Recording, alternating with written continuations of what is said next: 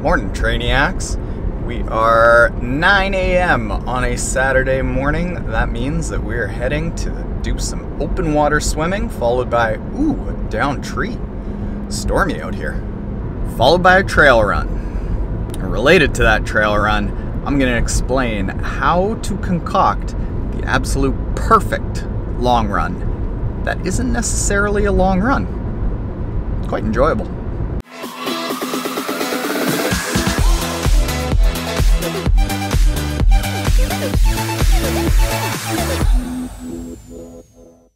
I don't recommend that. So it's 11 degrees Celsius, 51 degrees Fahrenheit.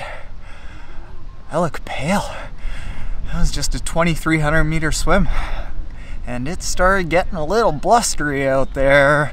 So we're gonna hop in the car and then finish up the trail run, warm up. Okay, I'll see you on the trails. Whoa, whoa, whoa, whoa, whoa, whoa, whoa, whoa. That was 10.02 kilometers, 6.1-ish miles in 41 minutes, 30 seconds, a 4:10 per kilometer pace, 6:35 miles. That was swift.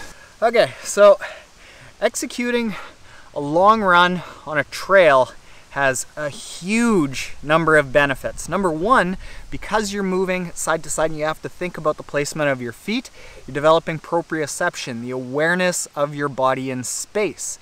Number two, you're developing a lot more strength than just going on steady, flat roads. You're having to push in different directions, so you're also developing lateral stability on your sides. That is critical to all running, so that you're not collapsing from side to side. That's especially critical for triathletes who work at a desk job. You're also running on soft surfaces, so all that pounding that happens on the pavement isn't quite so harsh on your body here, so you can probably run further and more frequently.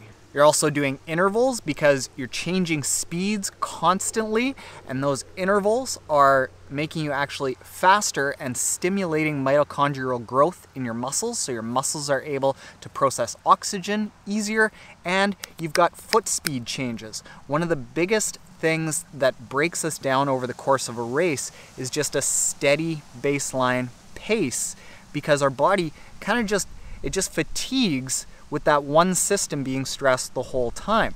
And if you're changing up foot speeds, if you're changing speeds, doing intervals, and you're building depth and breadth in your running fitness, you're going to be overall much more fit.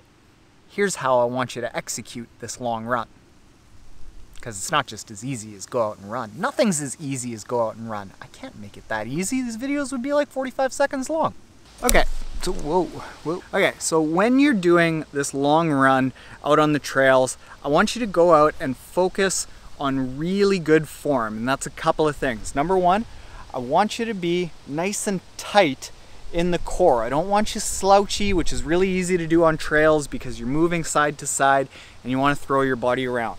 I want you to stay nice and tight here and focus on almost contracting these obliques, leaning forward, and then pushing and contracting with your bum back. Instead of pulling yourself forward with your foot, I want you to focus on landing underneath you and pushing off. And pushing and using that nice big glute muscle that I got. It's a badonkadonk. Now then here, this is where it gets key. You're going to end up fatiguing because, as I mentioned, this is very strength focused. So when you start fatiguing, I don't want you to just keep running. I want you to stop, walk for just a few steps, reset, and reconnect all that neuromuscular connection that it takes to stay focused on really good form. So reset, start, and don't worry about running fast. This entire run is just going to be focused on good form, placing your feet in the right spots, and staying nice and upright. And if you do this right, what's going to happen is at some point in the run, you're actually going to feel muscle fatigue, and that's what you want, because we want to get ourselves wooed. and hitting that point where you're reaching muscle fatigue and then consciously forcing your body to maintain good structure, good posture, good form, that's what's going to make you faster towards the end of a triathlon, because you focused on first taxing those muscles and then second reconnecting all of those muscle firing patterns that allow you to have good form, and that's going to keep you running fast until the end of the race. That's the theory. So you go, Trainiacs, go give that a try. I guarantee this is one thing that'll do really well in your triathlon, even though it's not exactly triathlon focused. This is building you as a better athlete and a better runner overall. Don't worry about time, just worry about form, and the speed will come. Now I'm gonna get home and fire up the warmest tub imaginable. We're gonna set that water to cremate. Just take off that first layer of skin. Glorious.